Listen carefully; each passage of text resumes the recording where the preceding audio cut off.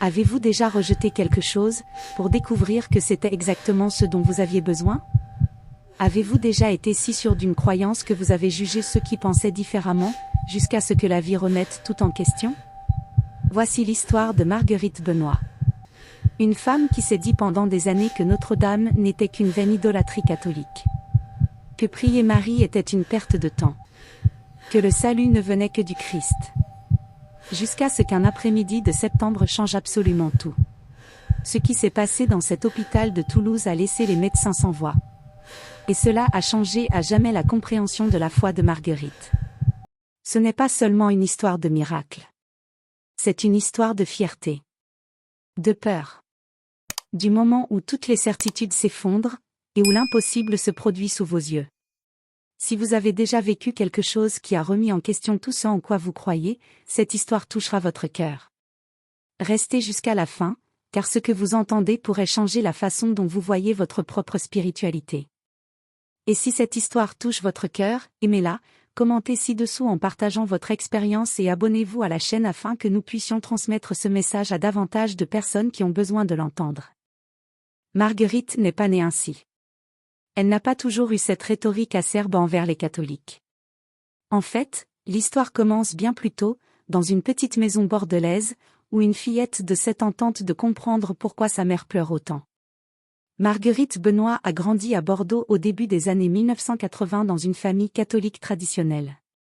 Son père, Henri, travaillait au port.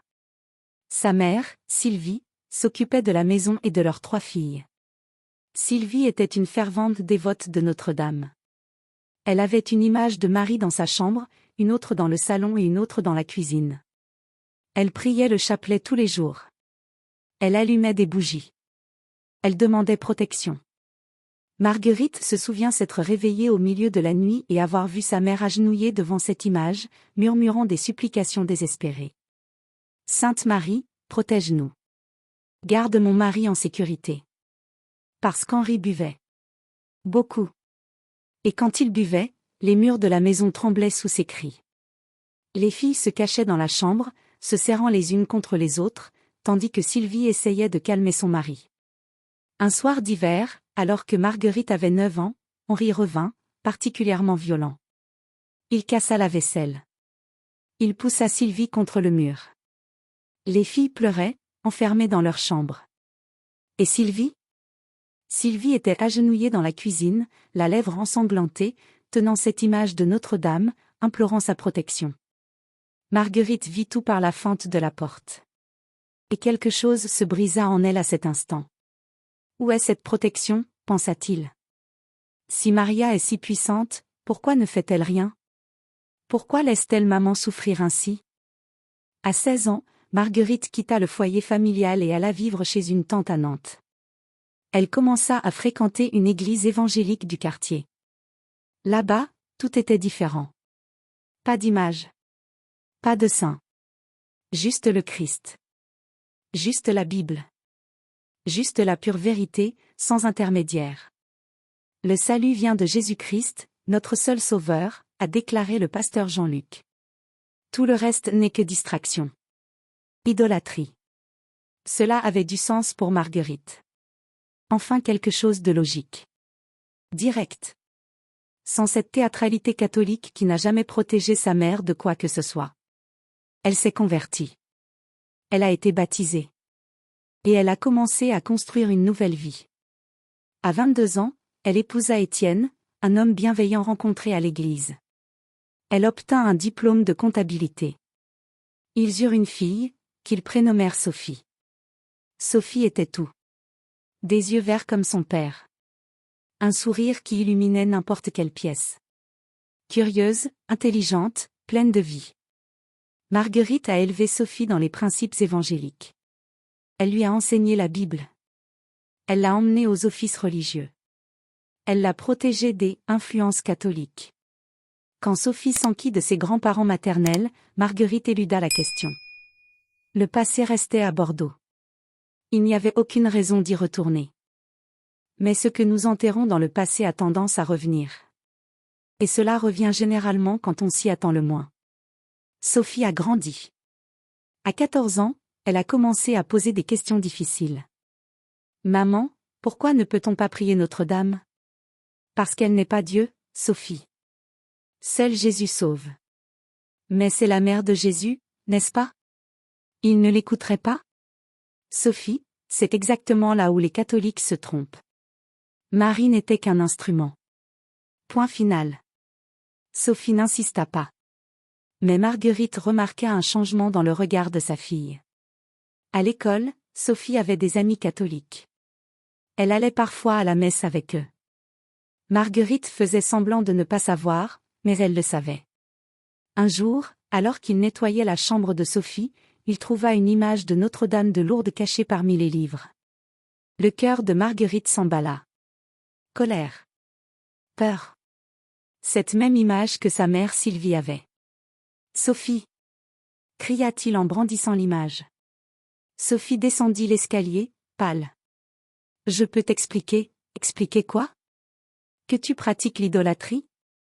Ce n'est pas de l'idolâtrie, maman. Si, ça l'est. Combien de fois devrais-je te le répéter? Marie ne sauve personne. C'était juste une femme. Juste une femme? Sophie avait les larmes aux yeux.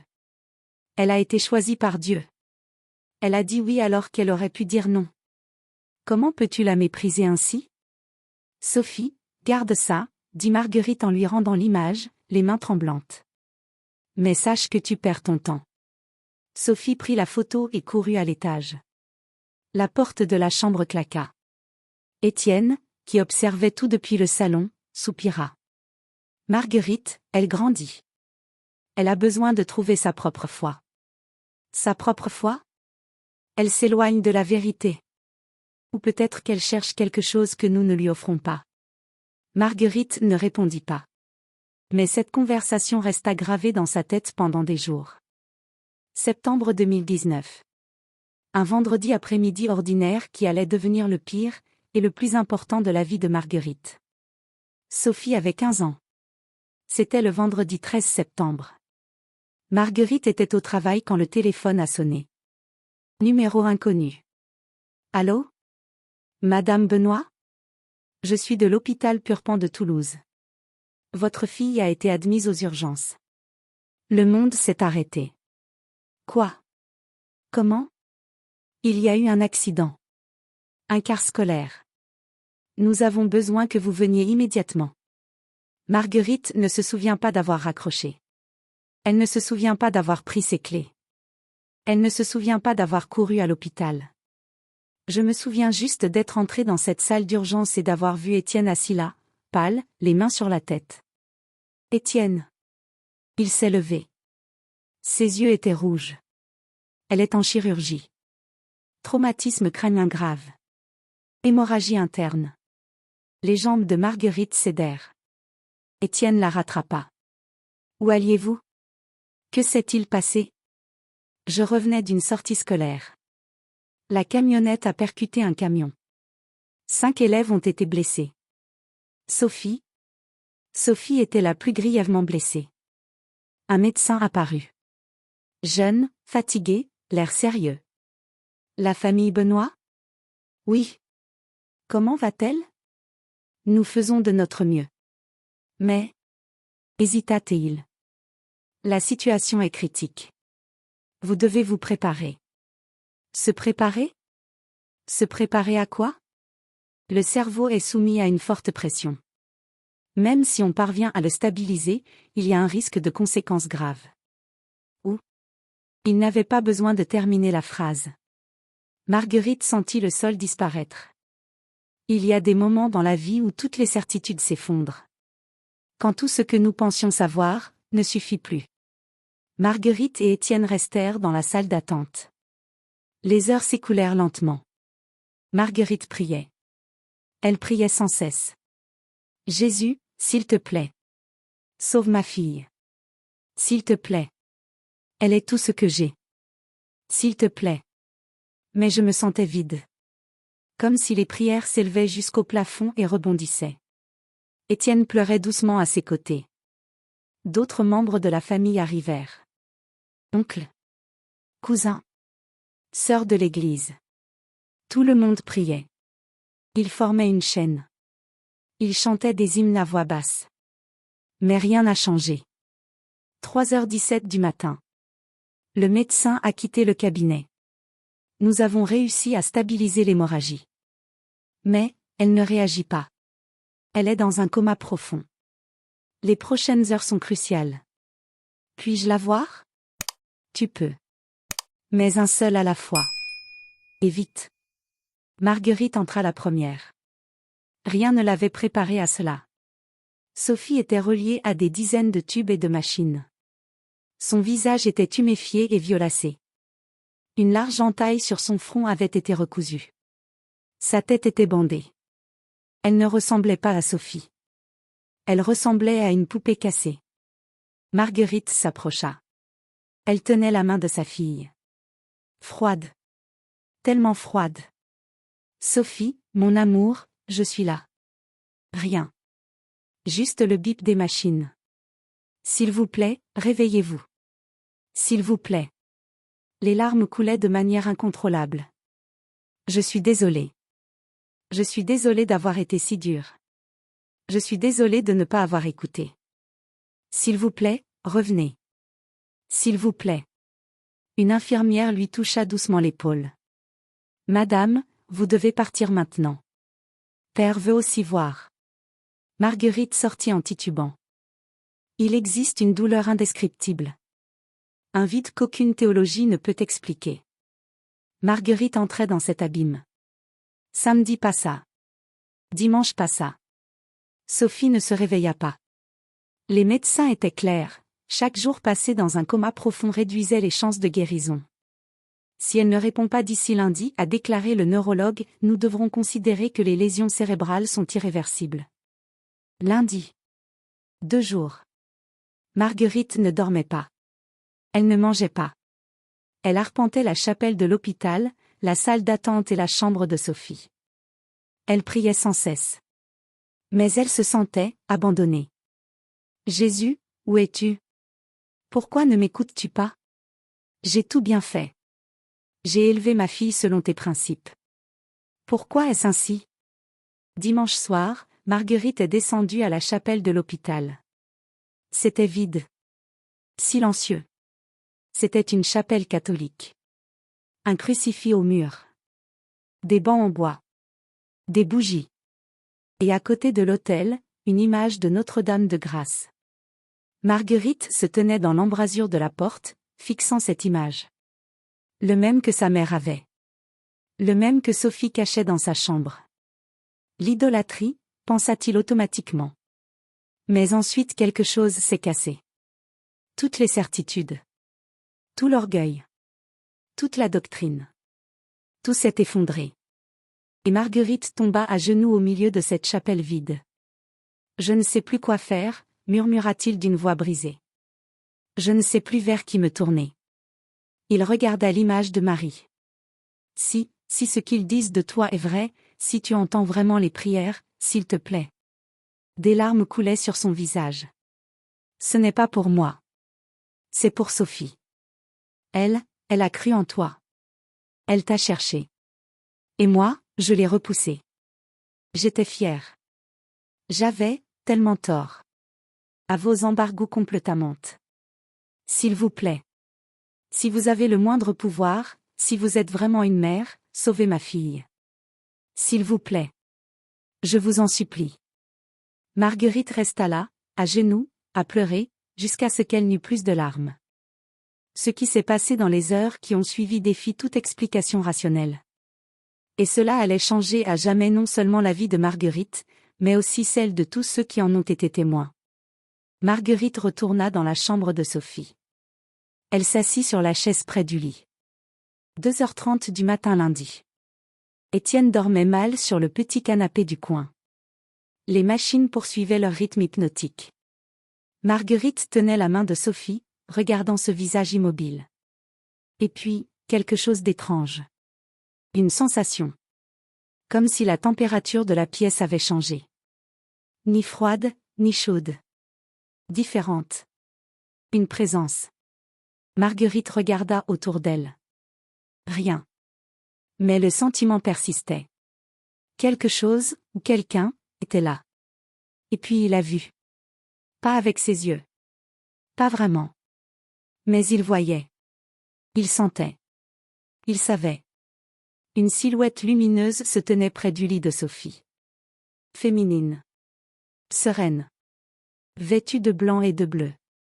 Le visage était d'une beauté indescriptible. Il n'effrayait pas. Il calmait. Et ses yeux. Les yeux d'une mère. Des yeux qui connaissaient chaque douleur. Chaque larme. Chaque peur. La silhouette se pencha vers Sophie.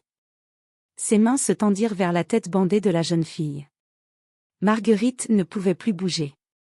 Elle ne pouvait plus respirer. Elle ne pouvait rien faire d'autre que regarder. Et puis il entendit. Non pas avec ses oreilles. Mais dans son cœur. Une voix. Douce. Régulière. Elle ira bien. Aie confiance. La silhouette regarda Marguerite. Et dans ce regard résidait tout, le pardon, la compréhension, l'amour inconditionnel. Il n'y avait aucun jugement. Juste, de l'amour. Je ne t'ai jamais abandonné. J'ai toujours été là. À attendre que tu me cherches. Marguerite se mit à pleurer. Mais c'étaient des larmes différentes. Pardonne-moi, murmura-t-il. La silhouette souriait. Le sourire d'une mère qui pardonne à son enfant avant même qu'il ne lui demande pardon. Et puis ça s'est dissipé, comme de la brume au soleil. Marguerite resta immobile, le cœur battant. Elle essayait de comprendre ce qui venait de se passer. Était-ce un rêve? Était-ce réel? Était-ce une hallucination due à la fatigue? Mais alors... Un son. Étienne se réveilla en sursaut. Qu'est-ce que c'était? Regardez. Marguerite montra les moniteurs. Les chiffres changeaient. Le rythme cardiaque augmentait. La pression intracrânienne diminuait. Et Sophie? Les doigts de Sophie bougeaient. Infirmière! Cria Marguerite. 2 infirmières se sont précipitées. Ce qui s'est passé? Elle a bougé. Les infirmières vérifièrent les moniteurs. Elles se regardèrent, incrédules. Appelle le docteur. Maintenant. Les médecins parlent d'une récupération atypique. La famille parle d'un miracle. Marguerite savait exactement ce que c'était. Le médecin arriva quelques minutes plus tard. Il examina Sophie. Il regarda les moniteurs. Il regarda encore. Je ne comprends pas. La pression intracrânienne était critique il y a 1 heure. Maintenant, elle est presque normale. C'est bien? Demanda Étienne. C'est impossible, murmura le médecin. Il ne devrait pas retomber si vite sans intervention. Il a appelé d'autres médecins. Ils ont effectué de nouveaux examens, dont un scanner en urgence. Lorsqu'ils sont revenus avec les résultats, ils étaient sous le choc. Le gonflement cérébral régresse. De façon spectaculaire. Il n'y a aucune explication médicale à cela. À 8h15 du matin, Sophie a ouvert les yeux. Marguerite lui tenait la main quand c'est arrivé. Ses yeux verts, confus, clignant lentement. Sophie. Marguerite prit le visage de sa fille entre ses mains. Mon amour. Je suis là. Sophie essaya de parler, mais le tube l'en empêcha. Elle fronça les sourcils, perplexe. Le médecin est arrivé rapidement. Calme-toi, Sophie. Tu es à l'hôpital. Tu as été opérée. Je vais retirer le tube, d'accord? Respire un grand coup. Ils ont retiré le tube. Sophie toussait et respirait bruyamment. Maman? La voix était faible, rauque. Je suis là, mon amour. Je suis là. Ce qui s'est passé? Il y a eu un accident. Mais tout va bien maintenant. Tout va bien. Sophie regarda autour d'elle. Elle vit son père pleurer de joie dans un coin. Pendant combien de temps? 3 jours. Étienne s'approcha, tenant la main de sa fille. 3 jours éternels. Au cours des heures qui ont suivi, ils ont effectué des dizaines de tests, des examens neurologiques, des IRM. Les résultats étaient sans appel, Sophie était complètement rétablie. Aucune lésion cérébrale. Aucune séquelle. Le neurologue a appelé Marguerite et Étienne pour une conversation privée. Je dois être honnête avec vous, dit-il en ôtant ses lunettes. J'exerce ce métier depuis 20 ans. J'ai vu des milliers de cas de traumatisme crânien grave. Il s'arrêta, choisissant ses mots. Avec l'état de Sophie, une guérison complète était statistiquement impossible. On s'attendait, au mieux, à de graves séquelles. Au pire, eh bien. Alors, que s'est-il passé ? Demanda Étienne. Le docteur secoua la tête. Je ne sais pas honnêtement, je ne sais pas. Certains diraient que c'est de la chance. D'autres, un miracle. Je peux seulement dire que j'ai été témoin de quelque chose que la science ne peut expliquer. Marguerite et Étienne se regardèrent. Marguerite savait exactement ce qui s'était passé. Certaines choses changent à jamais. Marguerite n'était plus la même femme qui était entrée à l'hôpital 3 jours plus tôt. Une semaine plus tard, Sophie a pu quitter l'hôpital. Elle est rentrée chez elle sous surveillance médicale, mais en parfaite santé. C'était comme si l'accident n'avait jamais eu lieu. La première nuit à la maison, après que Sophie se soit endormie, Marguerite était seule dans le salon. Étienne s'assit à côté d'elle. « À quoi penses-tu » Marguerite resta longtemps silencieuse. « Il s'est passé quelque chose cette nuit-là, dit-elle finalement. À l'hôpital. »« Quoi ?» Et Marguerite raconta. La présence. La silhouette. La voix. Tout. Étienne écouta en silence. Lorsqu'elle eut terminé, il prit la main de sa femme. « Je crois en toi. » Même. Marguerite, notre fille était pratiquement morte. Les médecins disaient que c'était impossible. Et aujourd'hui, elle est à la maison, parfaite. Comment pouvais-je ne pas croire qu'il s'était passé quelque chose d'extraordinaire ? Marguerite se mit à pleurer. J'étais si fière, Étienne. Si aveugle. J'ai passé des années à juger, à critiquer, à éloigner Sophie de quelque chose qui lui avait sauvé la vie. Ce n'était pas de la fierté, dit doucement Étienne. C'était de la douleur. C'était de la protection. C'était la peur de souffrir comme sa mère. Mais j'avais tort. Tellement tort. Alors, qu'est-ce que tu vas faire maintenant ? Marguerite essuya ses larmes. Je ne sais pas encore. Mais, il faut que je parle à Sophie. Pour de vrai, cette fois. Le lendemain, Marguerite entra dans la chambre de Sophie. Puis-je te parler ? Sophie, toujours pâle mais souriante, fit signe à sa mère de s'asseoir sur le lit. Bien sûr. Marguerite prit une profonde inspiration. Je tiens à m'excuser. Pour tout. Pour avoir été si dure. Pour ne pas avoir écouté. Pour avoir jugé ta foi. Sophie prit la main de sa mère. Mère. Non, laisse-moi finir, continua Marguerite. J'avais tort. Je pensais que ma façon de penser était la seule bonne. Mais, il s'est passé quelque chose dans cet hôpital.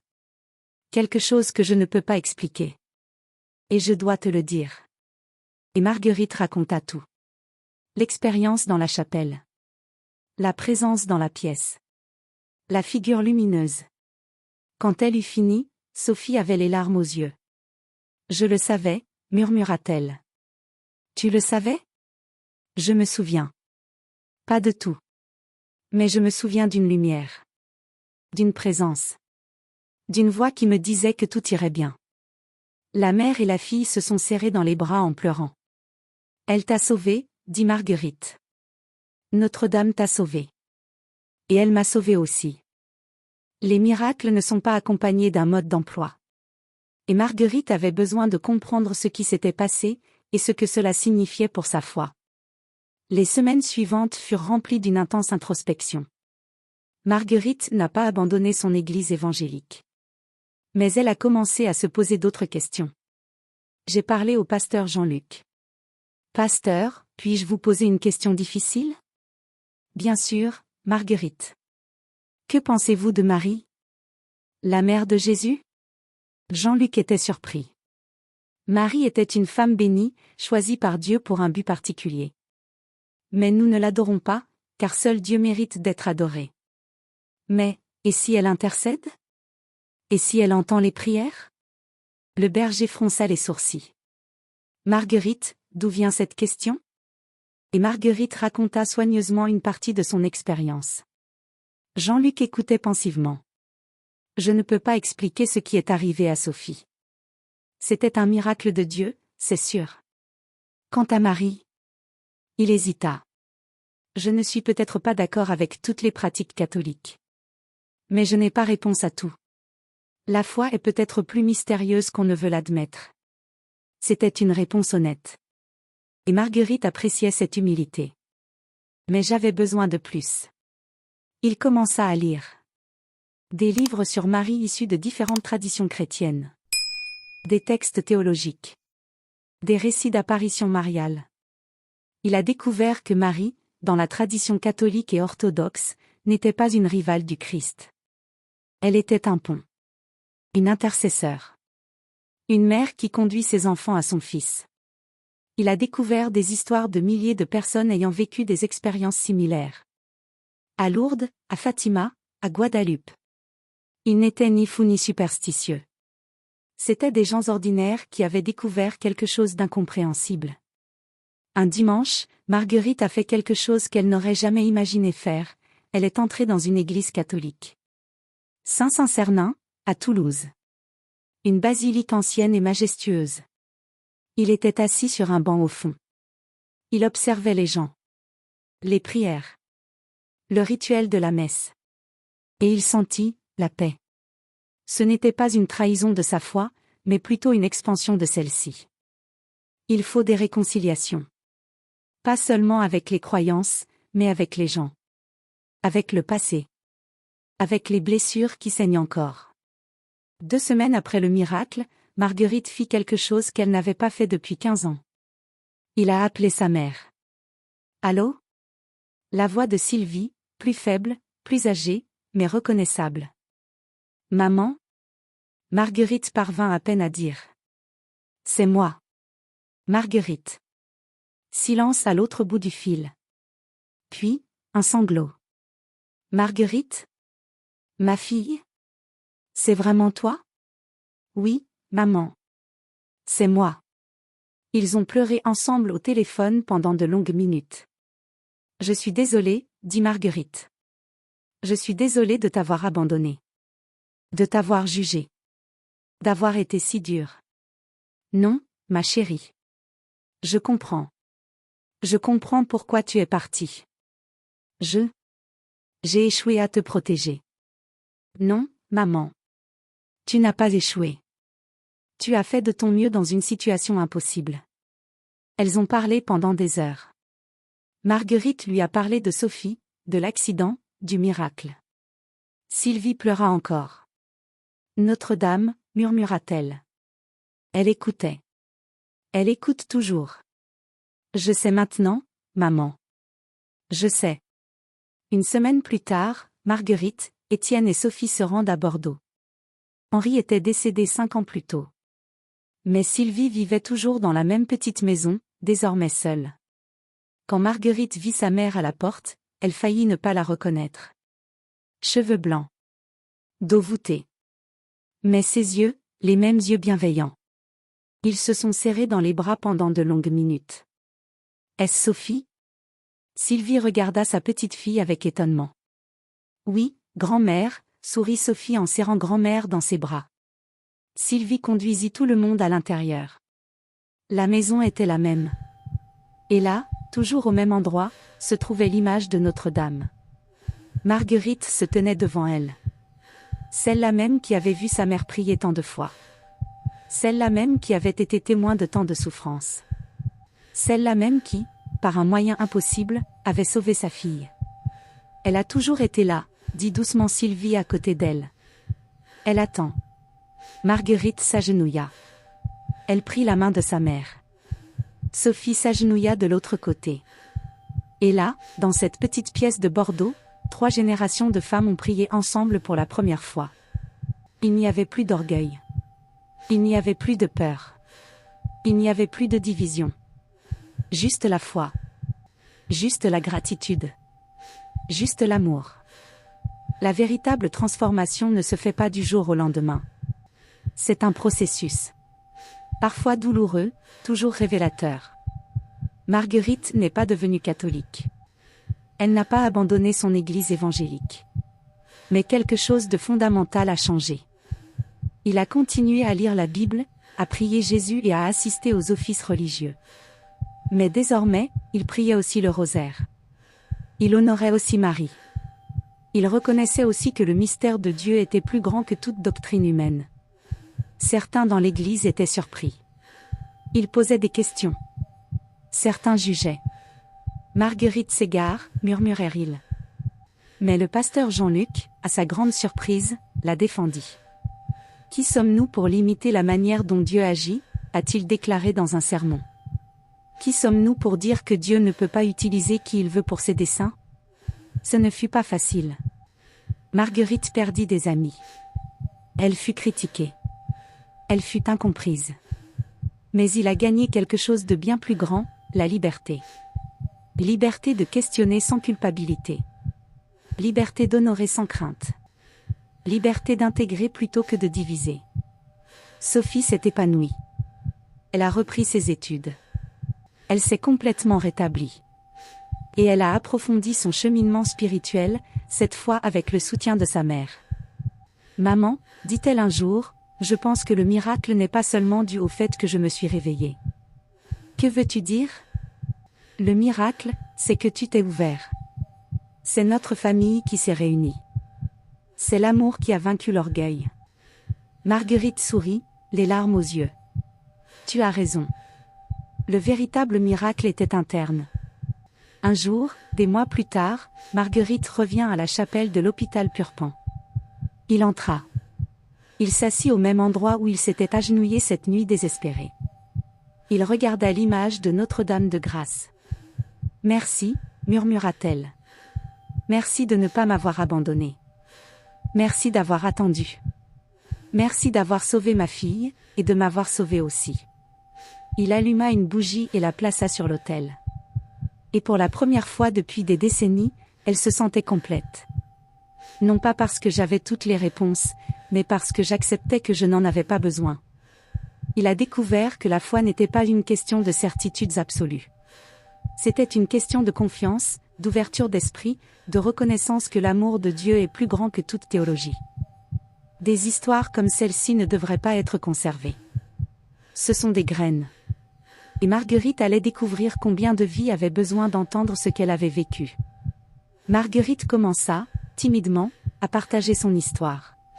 D'abord avec des amis proches. Puis dans un petit groupe de prière. Enfin, lors d'une grande réunion d'église. À chaque fois que je le racontais, je voyais les visages changer, les larmes couler, les cœurs s'ouvrir. Des personnes ayant vécu des histoires similaires. De vieilles blessures.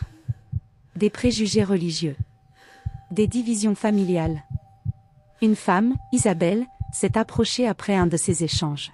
« Merci, dit-elle en pleurant. Merci d'avoir eu le courage de me le dire. Ma mère était catholique. Je me suis battue avec elle pendant des années à cause de la religion. Elle est morte sans que nous fassions la paix.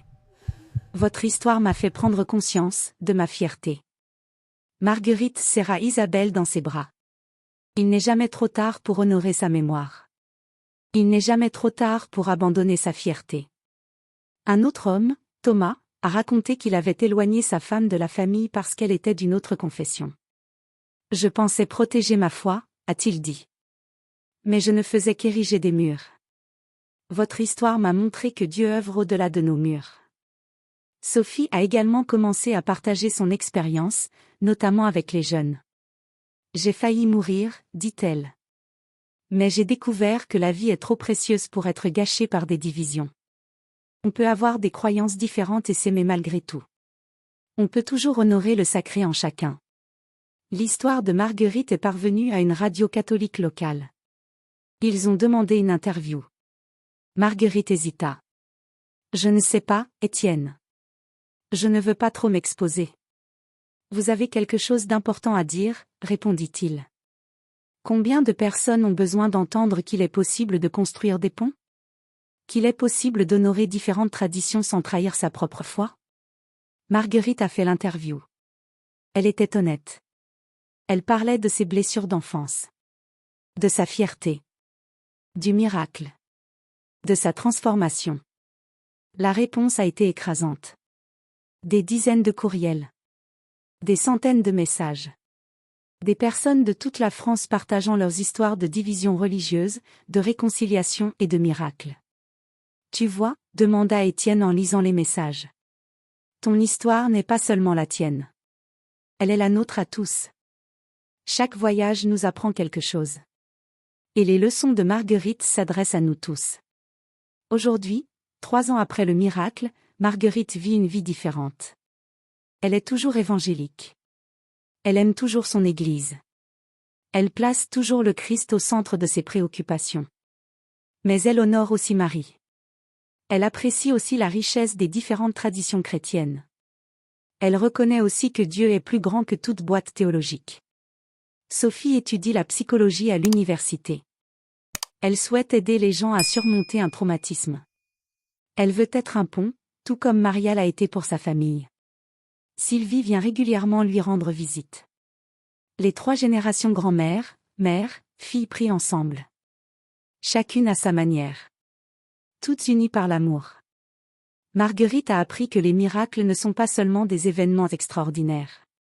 Ce sont aussi des ouvertures, des invitations, des occasions de grandir. Le miracle de Sophie n'était pas seulement physique, dit-elle souvent. Il était spirituel. Pour nous tous. C'était Dieu qui disait, cessez de vous battre. Cessez de vous diviser. Il y a assez de place dans mon amour pour chacun. Et c'est peut-être là la plus grande leçon. L'amour de Dieu ne se limite pas aux confessions religieuses, aux doctrines, aux certitudes humaines. C'est plus grand. Toujours plus grand. Qu'il est possible d'avoir des convictions profondes sans négliger celles des autres. Qu'il est possible d'honorer différentes voies spirituelles sans trahir la sienne. Qu'il est possible de construire des ponts au lieu de murs. Et parfois, dans les moments les plus désespérés, quand toutes les certitudes s'effondrent, c'est exactement là que le sacré nous trouve. Non pas par jugement. Non pas par doctrine. Mais par amour. Pur. Inconditionnel. Transformateur. L'histoire de Marguerite nous enseigne qu'il n'est jamais trop tard pour prendre un nouveau départ. Il n'est jamais trop tard pour abandonner son orgueil. Il n'est jamais trop tard pour s'ouvrir au mystère. Peut-être vivez-vous une situation similaire en ce moment. Peut-être portez-vous de vieilles blessures. Peut-être avez-vous construit des murs au lieu de ponts. Peut-être êtes-vous si sûr de vos convictions que vous en avez oublié d'écouter. Cette histoire est une invitation. Une invitation à s'ouvrir. À questionner. À aimer au-delà des différences. Parce qu'au final, ce qui compte, ce n'est pas de savoir qui a raison, mais de savoir qui aime. Si cette histoire vous a touché, partagez-la dans les commentaires. Partagez votre expérience, vos questions, vos transformations. Et si vous connaissez quelqu'un qui a besoin d'entendre ça, partagez cette vidéo. Aimez pour que plus de gens puissent lire ce message. Abonnez-vous à la chaîne pour plus d'histoires de transformation spirituelle, de miracles et de foi qui transcendent les frontières. Parce que nous avons tous besoin de nous rappeler que le sacré agit de manière mystérieuse. Et que l'amour trouve toujours un chemin. Jusqu'à la prochaine histoire. Puissiez-vous trouver votre propre pont. Votre propre ouverture. Votre propre miracle. Et que l'amour, toujours l'amour, soit plus grand que toute division. Merci et à bientôt.